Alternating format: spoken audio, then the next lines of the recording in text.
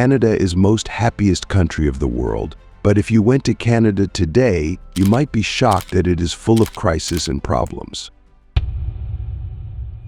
Renters in Canada have never had it so bad, and it could get even worse. More Canadians than ever before are having to turn to food banks to get by. Homelessness is an issue that impacts thousands of people across the GTA. I'm embarrassed. I hate it. I don't like it. But what other option do I have? It's peaceful, and I don't get bothered. Expensive, nothing available. I looked for like 8 months before I ended up moving it out here. Solving the housing crisis is a complex problem, and it won't be solved by simplistic slogans or buzzwords. Life for Canadians has become more difficult than ever. Robberies in Canada are increasing day by day. The number of homeless is not decreasing.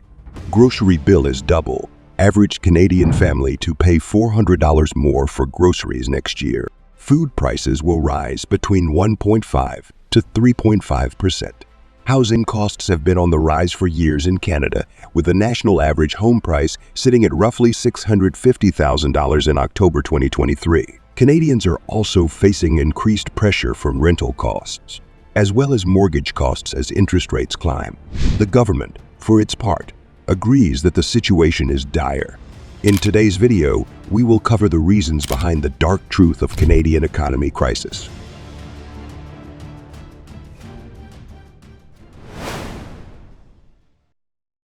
One of the most pressing issues plaguing Canada's economy is the emergence of what can only be described as a housing Ponzi scheme.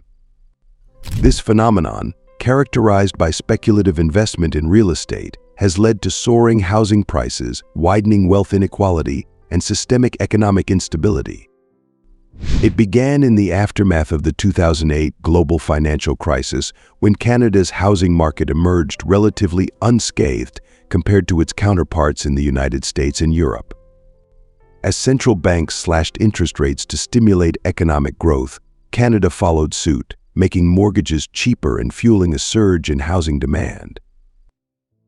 This unprecedented demand, coupled with limited housing supply in major cities like Toronto and Vancouver, created a perfect storm for speculation.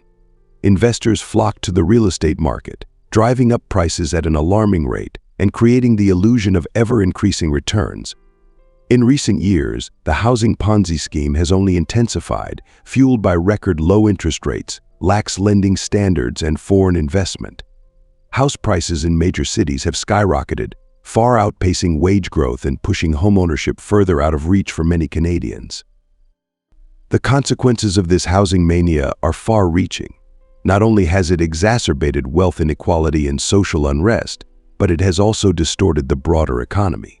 Investment that could have gone into productive sectors like manufacturing or technology has been diverted into housing, creating a misallocation of resources and stifling innovation. Canada's housing Ponzi scheme represents a significant threat to its long-term economic stability.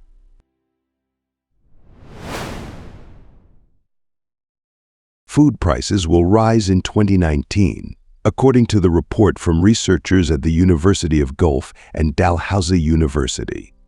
That means the average family of four will spend $12,157 next year, up to $411 from 2018. Vegetables will see the biggest price jumps between 4 and 6% for the category. Meanwhile, meat and seafood prices are expected to fall, with the meat category to decline by 1 to 3% and seafood costs to remain the same or fall up to 2%. Since 2015, the team has predicted prices in those two categories would rise as high as 6% each year. Canadians are eating less animal protein. Instead, they're showing more interest in alternative proteins like quinoa and lentils.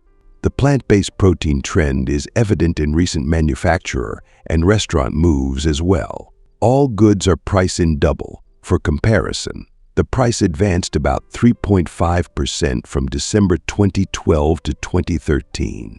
It reached a record high of $13 in October 2015.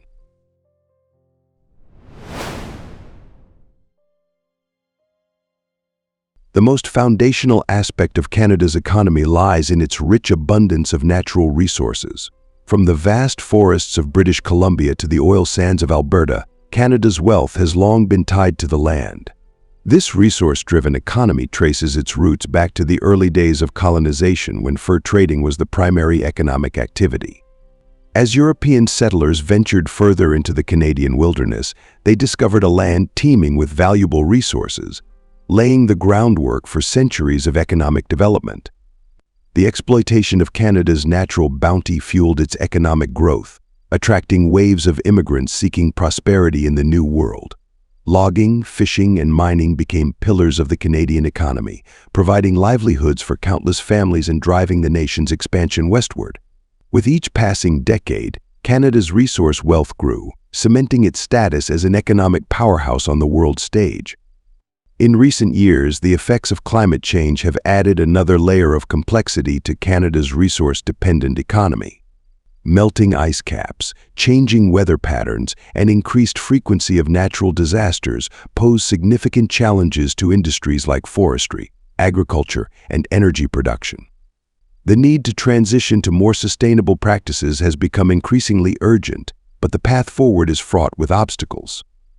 While this resource-driven model has fueled economic growth and prosperity, it has also left the country vulnerable to external shocks and environmental pressures.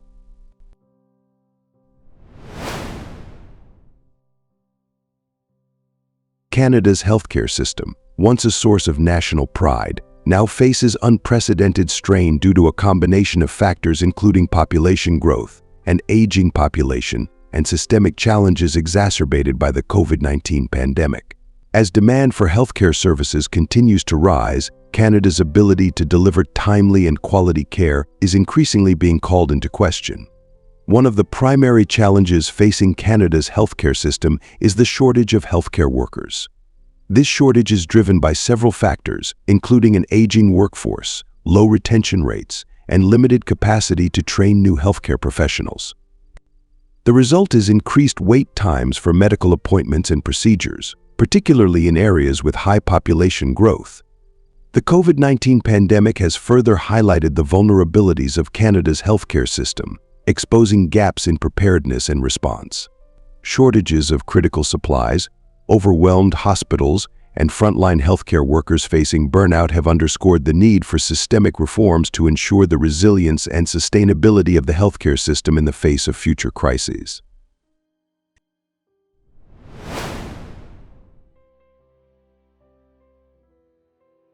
Canada's political landscape is marked by a concerning trend of stagnation and a lack of effective solutions to address the country's pressing economic challenges.